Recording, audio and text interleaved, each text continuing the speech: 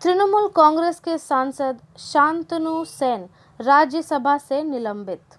उनका निलंबन एक दिन बाद आया जब उन्होंने पेगासस पर बयान छीन लिया और फाड़ दिया, जिसे इलेक्ट्रॉनिक्स और सूचना मंत्री अश्विनी वैष्णव पढ़ रहे थे।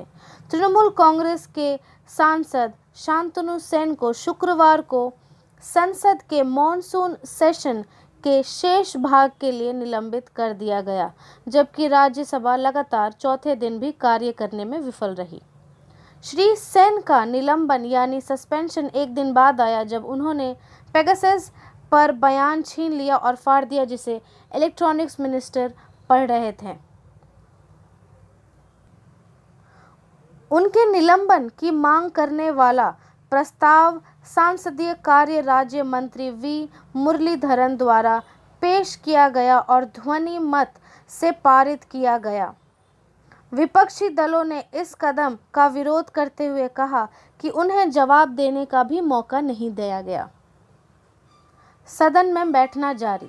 श्री सेन को श्री नायडू ने सदन छोड़ने के लिए कहा, लेकिन वे अपनी सीट पर बैठे रहे। सदन को दोपहर तक के लिए स्थगित कर दिया गया।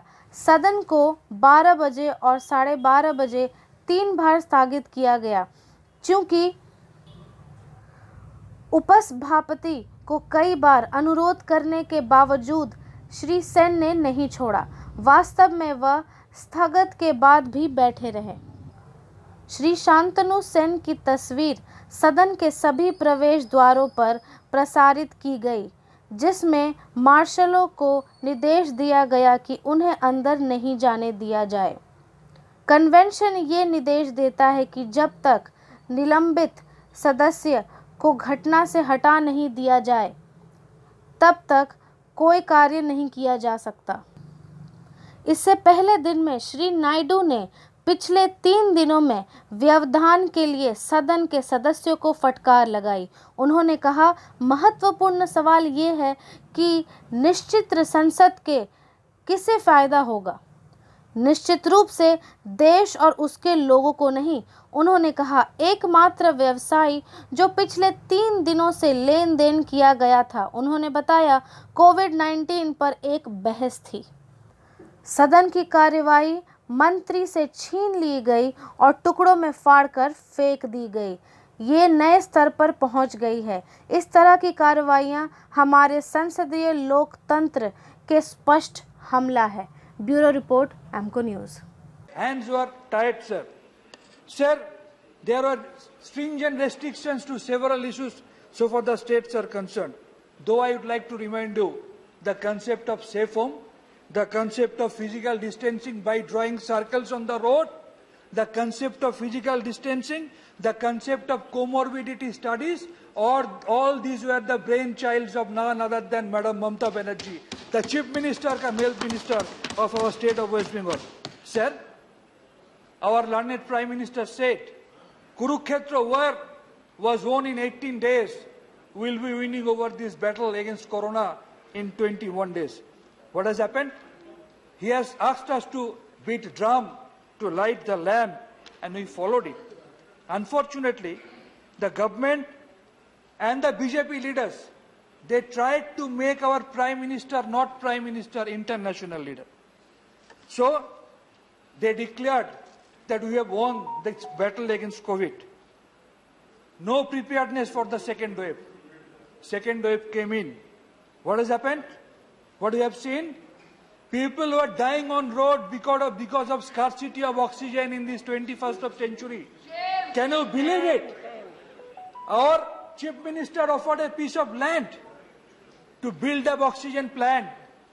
But our learned Prime Minister has given sanction to his beloved state Uttar Pradesh, where the dead bodies were found to be floating on the rivers. It's most unfortunate. Sir, everyone is well aware of the Kumbh Mela. Crores of people got infected because of that. Sir, what has happened during this election? If they were really conscious, Tamil Nadu was having 234 assembly seats. They are having election in one phase. Our state of West Bengal, the biggest threat to our learned Prime Minister, we are having 294 8 phases election. What was the infectivity rate? Before the election started, it was only 2.3%. And after the 8th phase of election, it became 33%. Again, kudos to our Chief Minister because of our effort. Once again, the infectivity rate has come down to 1.8% as of now, sir. Sir, we have started the vaccination on 16th of January. Initially, there was a lot of hesitancy because there was a lack of awareness among the people of the country. No awareness program, no proper policy. It's very shameful for us, being Indian. Lancet, the oldest medical journal of the world, WHO, Supreme Court, several high courts of the states, several countries like Brazil, Canada, UK, they have categorically criticized the COVID fighting policy of our India. What can be a more shameful incident for us, sir? Sir, this Prime Minister, we have heard, he was saying few days back, one earth, one health policy. On the contrary, only few months back, he has said, one vaccine, three prices policy. Can you believe it? India, we have faced one vaccine, one price for central government, one price for state government, and the other price for the private sectors. They have categorically opened up the floodgates for corruption. What we have faced, sir?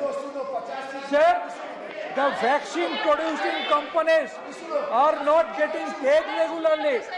The vaccine producing companies are not getting paid regularly. The vaccine producer has left India and he was a jet category protectee provided by our government of India, sir. Sir, initially, they have disowned the responsibility. Our learned Prime Minister and our Health Department said, we are not going to take the responsibility to vaccinate those who are below 45. Why, sir? Are they not the voters? Are they not the Indian citizens? States decided to purchase. Our state gave money. They were denied. Once again, they have centralized the power of this vaccination, sir. What has happened? We have seen our government was busy in Central Vista project, spending 80,000, 90,000 crores. What about the 35,000 crores that was the budgetary allocation for COVID vaccination, sir? What about the PM Care Fund, sir, which was not at all audited by CAG?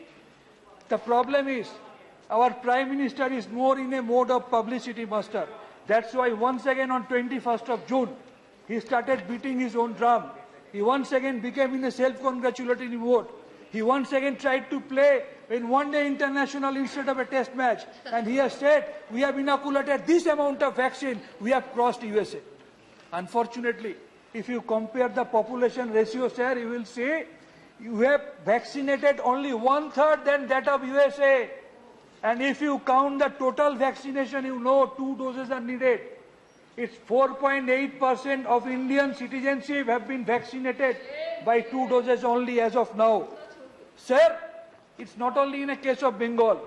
Maharashtra, Jharkhand, Rajasthan, Punjab, Delhi, all of them are facing this acute crisis of vaccine. Sir, when the National Health Mission says that the highest vaccination rate is in the state of West Bengal, when the National Health Mission says that the vaccination wastage is least in West Bengal, least allocation for West Bengal, why such stepmotherly attitude for Bengal always, sir? Sir, data says, if we inoculate 10 million per day, then we can tackle this third wave. And if we inoculate 3.2 million per day, then it will take 45% to be inoculated till December, and we can inoculate 60% at the end of March 2022. Sir, the most unfortunate part of the story, largest COVID vaccine producing country, we are exporting 6 crores of doses in 2 months, and we are starving. We are not getting vaccinated. Sir, let me remind you the affidavit that has been given by Government of India before Supreme Court. What it said, 186.6 crore shots needed to vaccinate all above 18 years. And 135 crore will be available till December 31, 2021. But what our learned Minister Prakash Javadekar said in the month May 2021, he said between August and December, there will be an availability of 260 crores of vaccines. One minister is saying something, data is saying something, affidavit that is being produced before Supreme Court is saying something. Just imagine the real picture, sir. The main problem is our government is always in a self-congratulatory mode. They know some of their leaders are saying corona is a virus. It has got the right to live. Can you believe it? Some of their ministers saying have some Bhabiji Papa or you will get rid of corona. Some of their leaders are saying have a drink of cow's urine or cow dung, you will be get rid of corona. That is the main problem. And what we have seen, just to shoulder the responsibility, our previous health minister has been made a scapegoat. But we are hopeful that we have seen the dead bodies floating on the rivers during the second wave. But we are apprehensive that if our present health minister doesn't work properly, then that day is not very far when we might see dead bodies lying on the roads, sir. Just imagine that day, because of extreme unpreparedness during third wave, that day might come when we come across dead bodies lying on the road. Sir. I have got 3-4 proposals, sir. Sir, only mass vaccination You conclude is the in main 1 minute, solution. Dr. Sen, please. Only mass vaccination is the solution, because we all know that third wave might affect the younger group, children group. Why? Because they are not yet vaccinated. So government takes a strong note regarding the mass vaccination policy. Especially availability of pediatric ventilator, it should be a must.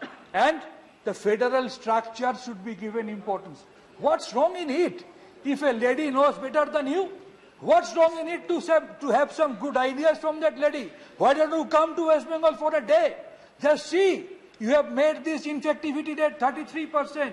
Within a span of 1 month, it has come down to 1.3% in our state of West Bengal. What's wrong in it to learn something good from it? And my last proposal before my learned health minister will be to give proper Your time is over, please to all conclude. those COVID warriors. Please have an idea in your mind to build up a COVID memorial in a centrally located place.